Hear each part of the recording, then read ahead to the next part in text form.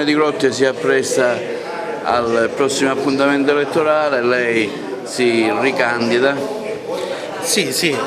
abbiamo deciso questa ricandidatura per proseguire il lavoro che abbiamo fatto in questi 5 anni, un gruppo politico, ma non solo politico, con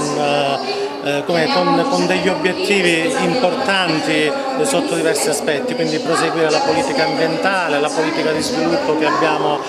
avviato e quindi proseguire nel programma elettorale che ha consentito in questi 5 anni di avere tantissime risorse e tantissimi finanziamenti, ma non solo, anche quella vicinanza alla gente che è assolutamente necessaria per poter governare bene un paese. Tra l'altro lei è impegnato attualmente anche in un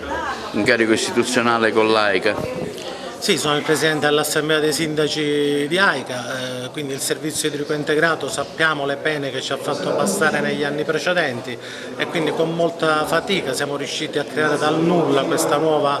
azienda che naturalmente ancora sconta una serie di problematiche che vengono soprattutto dal passato, però pian piano stiamo riuscendo ad essere sempre più forti anche nel territorio, a migliorare sia la parte gestionale che manageriale e adesso contiamo tantissimo in tutti i finanziamenti che siamo riusciti a reperire in questi 2 anni difficili, a partire dal finanziamento della rete idrica di Agrigento piuttosto che i 55 milioni di euro del REACT-EU,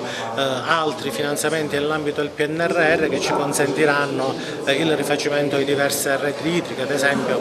visto che sono il sindaco di Grotte, per esempio 3 milioni di euro sono previsti per la nostra rete idrica, del mio comune, ma non solo, il progetto Conoscenza con i contatori nuovi, con la telelettura, insomma un bel po' di attività che pian piano avranno finalmente, daranno la possibilità alla gente di cominciare ad apprezzare il servizio idrico nella nostra provincia. Le dimissioni della Scalia?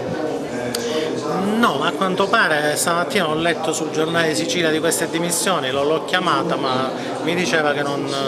anche io sono rimasto molto sorpreso, non ne sapevo nulla e infatti a quanto pare non si è dimessa, quindi avrò modo stasera di chiamarla e di capire che cosa è successo.